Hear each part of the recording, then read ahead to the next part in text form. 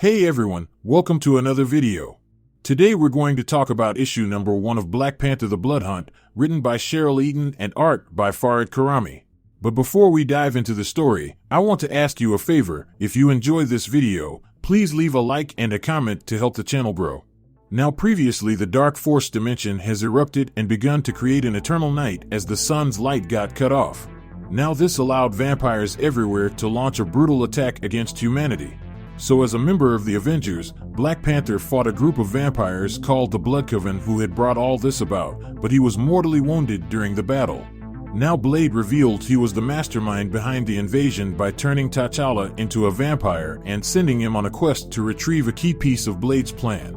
Now this issue opens with T'Challa making his way into Wakanda territory seeking help from the past rulers of his people. But when he arrived, the previous Panthers weren't really happy to see him. In which T'Challa thinks to himself that he shouldn't have come there, because only a foolish man returns to his roots as poisoned fruit.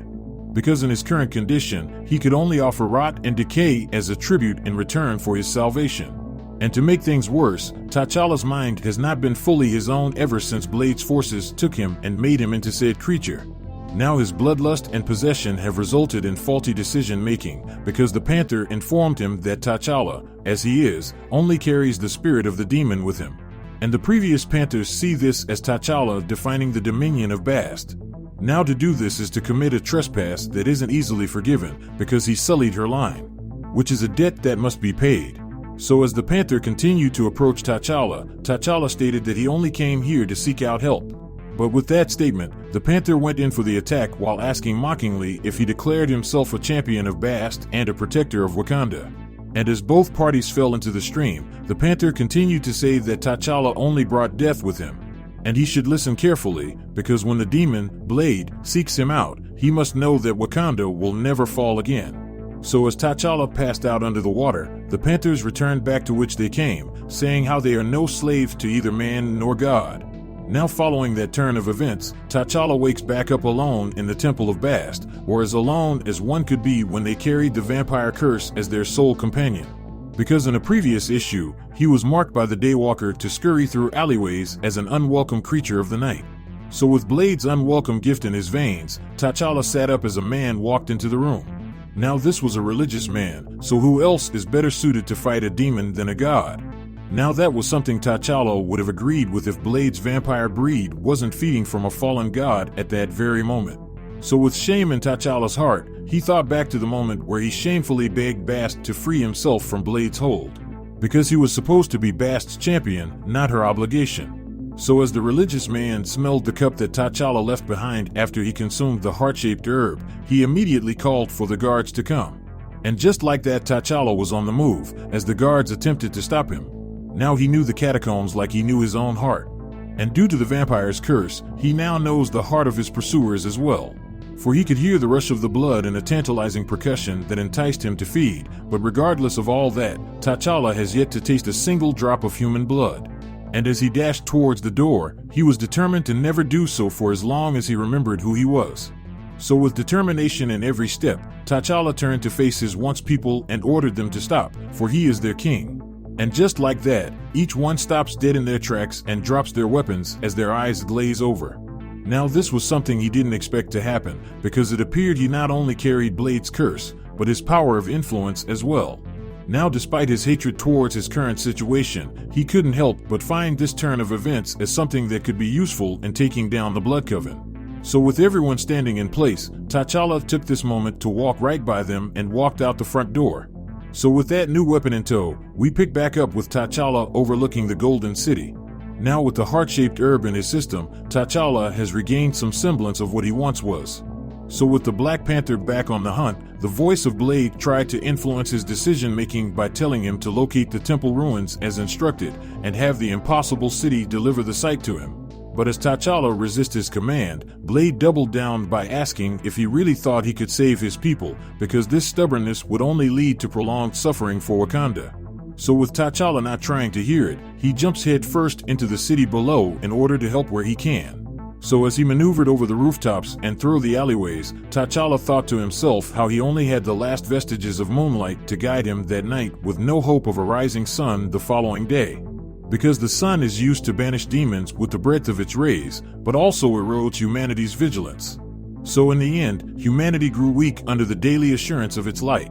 So with them devoid of the sun's luminescence, their soft underbelly will soon become an open scar. So with that said, we see the Ads, mother of pestilences, killing civilians with no mercy until the Black Panther dived into action. So before the battle got too intense, Ads made her escape and threatened her return. So with a temporary pause given, T'Challa's hunger started to consume him, and right before he was able to break his own rule, a blade appeared below his neck, stopping him dead in his tracks. Because Shuri was not about to allow him to feed on his own people.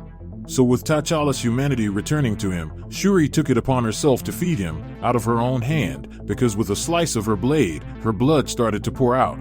And once T'Challa started to drink, he thought to himself that her blood was similar to ambrosia, and as sweet and sustaining as mother's milk. And for a moment, he wasn't sure if he could break away, until he saw his sister's eyes shining with pity. So with that gift freely given, one of the victims of Ads came back to life and went on the attack. So quickly T'Challa put on his mask as Shuri let loose a massive blast at point-blank range and completely destroyed the new enemy. So with the creature down, Shuri states that she doesn't know how many more trauma Wakanda could withstand. But she believes she has a plan that could solve some of their problems, but in order to pull it off, she would need the help of the Avengers. But before she could finish her statement, T'Challa retreated back into the shadows, leaving her alone. So with the city in chaos and the monsters hunting free among men, T'Challa realizes there are far too few of them willing to stand against the oncoming hordes as a beacon of light in the darkness. So as the streets started to be overrun, the Black Panther dived into action and helped where he could. So as he fought, T'Challa recalled that darkness served as Wakanda's shield for so long that he forgot it could corrupt. Just how light could lead a man to salvation or blind him in equal measure. So while the Panthers hunted beneath a shroud of shadows to provide for its children, its progeny was stalked in its absences. So as he was driven from his land, he left his people unprotected, which ultimately brought harm to his people. But now he has returned to vanquish a sullied darkness of which he is a part of, because he is now Wakanda's prodigal son. So following a hard-fought battle, T'Challa collapsed onto the ground as he called out for his goddess Bast to help him. But to his dismay, Bast wasn't the one to answer, but instead we see Blade appear before him. So as T'Challa laid exhausted, Blade called him his wayward child, and informed him that he wouldn't hurt if he was to just feed and accept what he is now. So as he tried to force T'Challa to recognize his gift, he calls him one of his strongest scions and a waste of potential. But that is when T'Challa gets his second wind, and goes on the offense and attacks the inner projection of Blade. But that is when Blade reminds him that he is indeed his sire, and he could remind him of how much pain he could feel if he disobeyed his master. So with venom in his voice, he tells T'Challa not to test him. And either he finds the temple that his gods have hidden from him, or he'll raise Wakanda himself to get it. So as T'Challa fights back against the thoughts in his head, Shuri's voice once again snaps him back to his humanity. So with her hologram before him, T'Challa asks his sister if she was safe, in which she says she is. Because she is currently under an artificial sun, but she also points out that their power is finite and their resources are limited. So each time she leaves on a mission, she is accepting the risk that comes along with it. But to Shuri, each one was worth it, because they have been saving those who can help them rally and rebuild, like scientists, historians, and even politicians. So with that statement, Shuri also goes on to say, the Dark Force energy hasn't been able to penetrate Latveria's border, so perhaps Doom could help. But that is when T'Challa immediately rejects that idea. So with that said, Shuri commented back by saying their people are dying and he is in no position to make a proclamation, in which he responds by saying he is still their king. A king that could not even rule himself. So with that jab out there, T'Challa knew she was right, because his body was no longer his and the bloodlust reverberated within him like a clarion call, similar to Blade's demands. So the longer he remains in the city, the more he is a danger to those around him, because eventually he will become the monsters he fights. So the only choice he really has is to return to exile to protect his people. So as he moved further into the wilderness and brush, the bloodlust abated. So with his divorce from humanity, he no longer is tempted to act as a predator. But in return, he had grown more appealing as prey. So as a panther appeared, T'Challa was once again confronted by his namesake.